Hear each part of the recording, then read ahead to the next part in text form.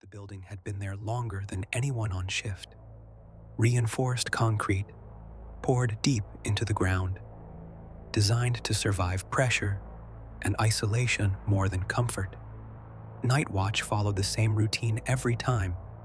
Radios checked on schedule, temperatures logged, 2 personnel awake, 1 resting. Nothing out of the ordinary. The kind of quiet that settles in after midnight when even machinery seems to lower its voice.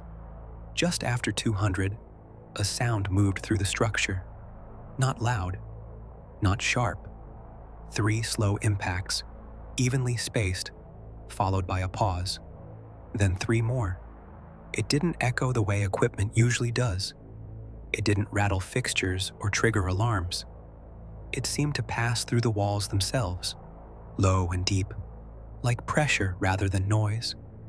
At first, it was easy to ignore. Facilities make sounds. Concrete shifts. Pipes expand and contract. That's what everyone told themselves. But when the rhythm returned again, same timing, same spacing, someone placed a hand against the wall and felt it answer back. The sound inside the walls stayed with them longer than anyone expected. After that first night, the incident wasn't treated as anything remarkable. The watch log contained a single line, written in block letters, factual and unadorned.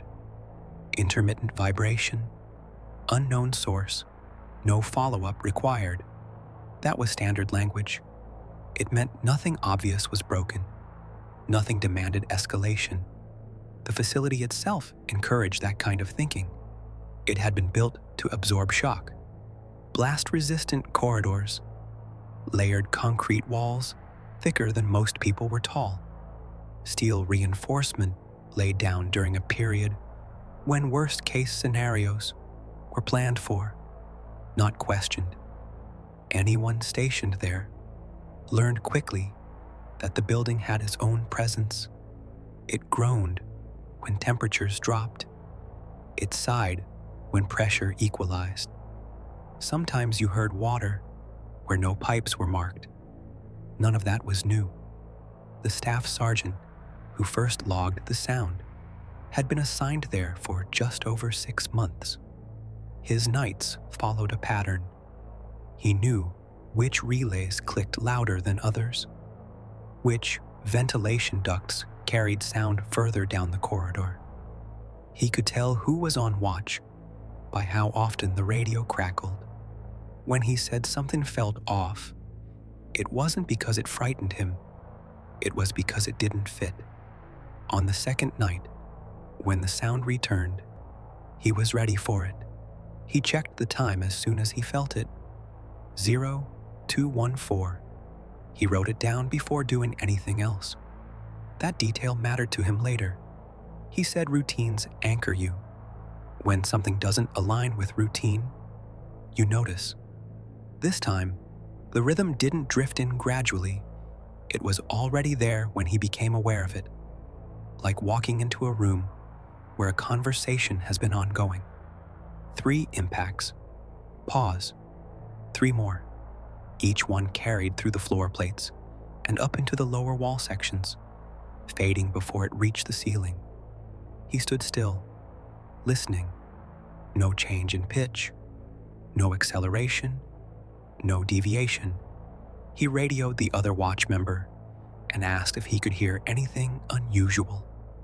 There was a pause before the response, then a simple, "Yeah, I hear it." That confirmation altered the tone of the night. Not dramatically, no one raised their voice, but now it was shared. Whatever it wasn't internal perception. It wasn't one person misreading ambient noise. It existed independently of them. They walked the corridor together, stopping at junctions where sound usually behaved predictably. Near the junction box, the noise diminished. Along the northern wall, it intensified. They pressed an ear close to the concrete. It wasn't louder there, just clearer, more defined. The other watch member suggested heavy equipment on the surface. The sergeant agreed, but neither of them believed it fully. They'd both heard tracked vehicles before. They knew how that vibration traveled. This didn't match. It wasn't continuous. It wasn't directional.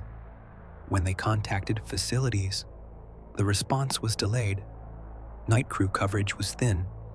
By the time someone checked the surface perimeter cameras, the sound had already stopped. At 0358, it ended. Cleanly. No tapering off, just absence. Over the next few days, conversations about the sound remained subdued. No one wanted to be the first to assign meaning to it. That kind of thing had a way of sticking. Instead, people compared practical notes, duration, intensity, location. The times lined up too closely to dismiss. On the third night, it shifted. A junior specialist was alone in the monitoring room when it began. He described it later as closer than before. Not stronger, but nearer, as if the wall behind him had become thinner. He checked the clock. 0207. He noted the time because he felt suddenly alert, the way you do when something interrupts a half-formed thought. He stood and placed his hand against the concrete, more out of curiosity than concern. The surface was cool, dry, unremarkable. The impact came again, and this time he felt it clearly. Not vibration exactly, pressure, a subtle inward movement, followed by release. He stepped back immediately, not because it hurt, because it wasn't something he could reconcile. He checked for alarms. None. He checked environmental readings. All nominal. He radioed the watch desk and asked if anyone else was hearing anything. The answer came back affirmative, with no elaboration. By the fourth night, command was aware. Engineers were scheduled.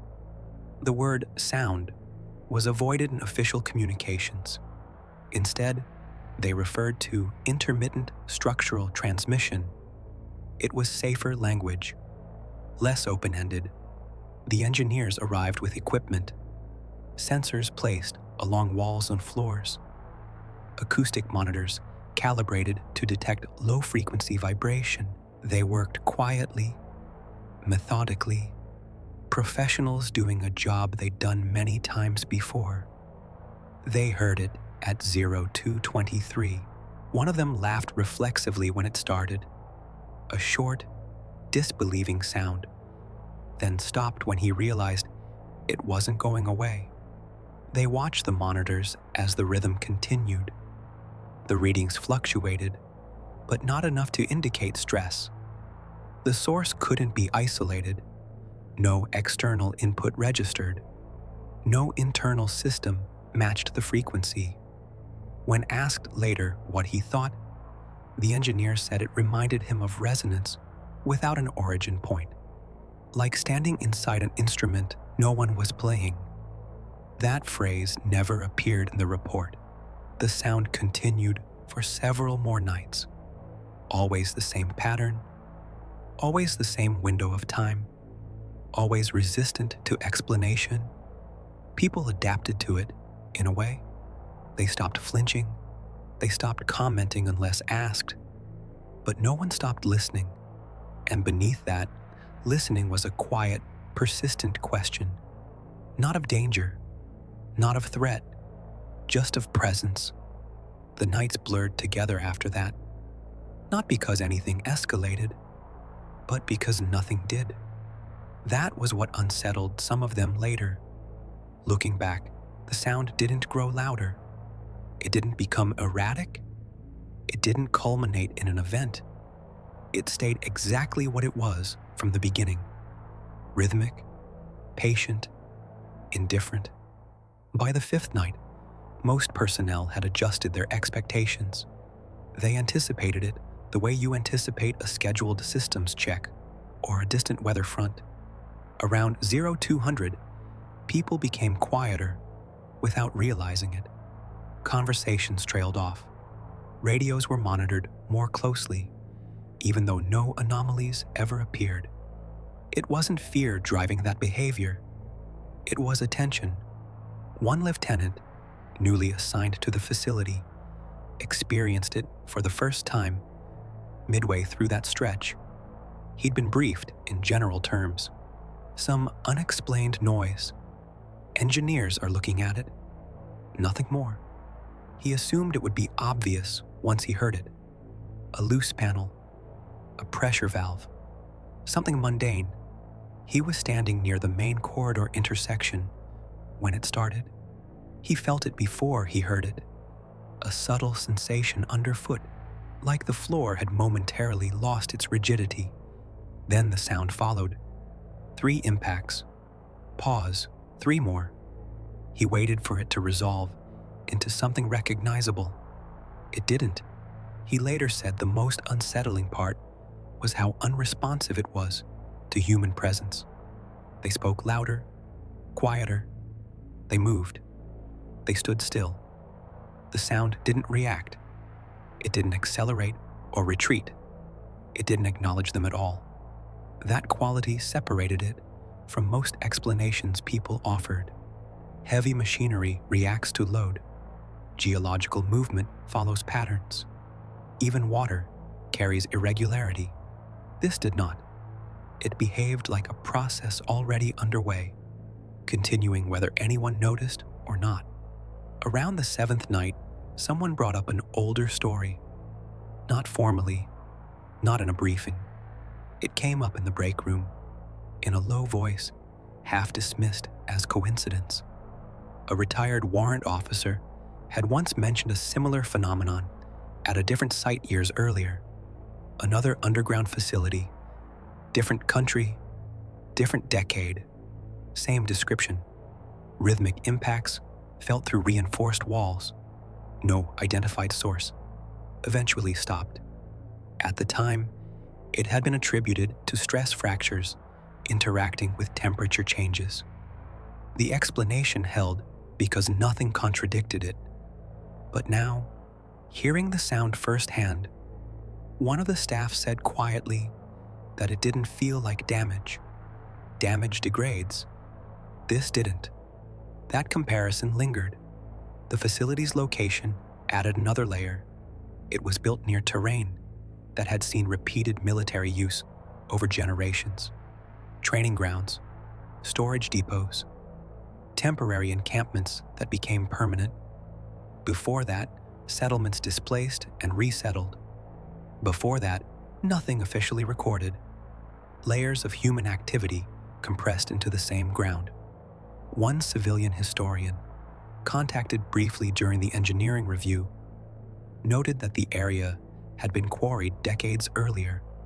Large sections of earth removed, reinforced, repurposed. He suggested subsurface voids interacting with pressure waves. It was a plausible theory. It satisfied everyone on paper. But the engineers pointed out that voids collapse, shift, or resonate unpredictably. This was too regular. On the 9th night, the sound did not appear. People noticed immediately. 0215 passed, then 0230, then 0300. No impacts, no pressure. The building returned to its usual quiet, the familiar mechanical hums reclaiming the space. There was a brief sense of relief, followed by something harder to name. Absence can be as noticeable as presence when you've adjusted to a pattern. No one celebrated. No one marked it officially. The watch logs returned to their previous uniformity. Engineers completed their assessments. Command closed the inquiry with a final note. Phenomenon ceased without incident. Personnel rotated out over the following months. New assignments, new deployments. The sound became a story, told only when prompted, and even then, cautiously. Most prefaced it the same way. It was probably nothing. There's likely an explanation. Stress does strange things underground, and yet the details remained consistent. Years later, when accounts were compared informally, the overlap was striking. The timing, the rhythm, the way it felt more than it sounded, the sense that it wasn't interacting with them, merely passing through the structure they occupied. None of the individuals involved claimed certainty. No one labeled it paranormal. Most resisted that framing entirely. They spoke instead about limitations, of sensors, of perception, of how not everything leaves evidence that fits into reports. One former specialist said something that stayed with those who heard it. He said military life trains you to identify threats, but not mysteries. Threats announce intent. Mysteries don't. They coexist. They persist without explanation, and then they leave, unchanged by your awareness of them. The facility never recorded another incident like it, but those who were there found themselves paying closer attention in other places, bunkers, shelters, old buildings with thick walls. Anytime a sound repeated itself too evenly, too patiently, they didn't jump to conclusions. They just listened longer than they used to. After it ended, the sound receded into memory, the way many things do in military service. Not erased, but filed away. It became one of those experiences that didn't interfere with performance, didn't leave a mark on paper, and therefore didn't require resolution. The kind of thing you remember later, when circumstances are quieter and there's room to reflect. Some of the personnel who had been there stayed in touch. Informally, years apart, they would reconnect, and after the usual exchanges, one of them would eventually ask the question, "Do you ever think about that noise?" The answers were always measured. Yes, sometimes, usually followed by a pause, then a detail the other had forgotten, or a confirmation that something remembered hadn't been imagined. One former watch officer described noticing similar sensations during a later deployment. Not the same rhythm, but the same quality of transmission. He was in a reinforced shelter during a storm, listening to wind and distant artillery blur together. At one point, he felt a pressure through the wall that reminded him of that winter night. He checked for impacts. None reported. He let it pass. He said afterward that he didn't feel fear. He felt recognition, and that disturbed him more. Another individual, long out of service, said the experience altered how he thought about structures built to last. Concrete, steel, and earth are designed to protect against known forces. Blast, heat, shock. They aren't designed with the expectation that something unknown might interact with them. When that happens, even briefly, it exposes a gap, not in the material, in our understanding. The sound inside the walls never acquired a name. That mattered to those who experienced it. Naming things gives them shape, limits. Once something has a label, it becomes manageable. This never crossed that threshold. There were attempts, quietly, to contextualize it historically. Someone found a declassified report from the early Cold War describing low-frequency disturbances in underground installations. The explanation offered at the time involved experimental equipment and classified testing. Convenient, unverifiable, possibly true. Another account surfaced from a different country entirely. A maintenance crew in a hardened facility reported rhythmic impacts during night shifts. The similarity was noted, then dismissed due to lack of direct connection. Anecdotes don't constitute data. Everyone involved understood that. Still, The pattern repeated often enough to remain uncomfortable. The most consistent reaction among those who remembered the sound wasn't anxiety. It was humility, an awareness that not every experience is meant to be resolved within the frame of a single assignment or a single lifetime. One staff sergeant, now retired, put it simply. He said that during war, you learn to accept incomplete information. You make decisions with what you have, not what you wish you had. The sound was like that. It didn't demand action. It didn't escalate. It simply existed alongside their mission.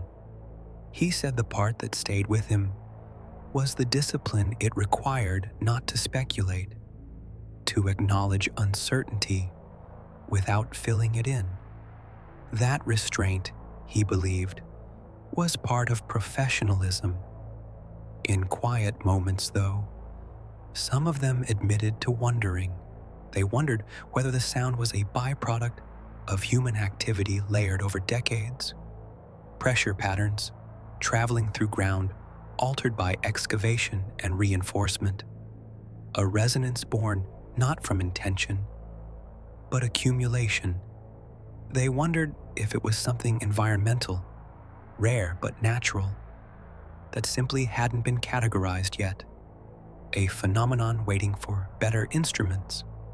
And a few wondered, privately, whether places that have been shaped for conflict retain something of it, not in a supernatural sense, not ghosts or memories, but stress, compression, energy redirected and absorbed, then released in ways that don't resemble their origin. No one argued for that explanation publicly. It didn't need defending. It wasn't a claim, just a question. The facility continues to operate. People walk the same corridors, lean against the same walls, conduct the same checks. Most of them will never hear anything unusual. For them, the building will remain what it was designed to be, a structure, a tool. But for those few who stood watch during those 9 nights, there's an added layer to it now, an understanding that even the most controlled environments can host things that pass through without leaving answers behind. They don't tell the story to convince anyone. They tell it when asked, carefully, because it's part of their service record in a way that never made it into official files. Whether the sound inside the walls was mechanical, geological, psychological, or something else entirely, it occupied real space and real time. It was felt by real people who had learned to distinguish between imagination and impact. And when it stopped, it left behind a quiet that felt slightly different than before. Because once you realize there are things you can't identify, you don't stop functioning. You just listen more closely. Whether these were environmental anomalies, stress responses, or something still unclassified, the accounts have remained consistent for years. And for the people who were there, standing watch in the early hours of the morning, the sound inside the walls was not a story. It was an experience. Whether the sound came from the ground, the structure, or the limits of perception under strain, it was recorded, witnessed, and remembered. No conclusions were reached. No definitive cause was ever identified. But the experience stayed with the people who heard it, long after the watch logs were closed and the facility moved on. If you've encountered something similar, or if this account raised questions rather than answers, feel free to share your thoughts in the comments. These stories persist because they're told. And if you value careful, grounded accounts like this, consider subscribing. More documented experiences follow.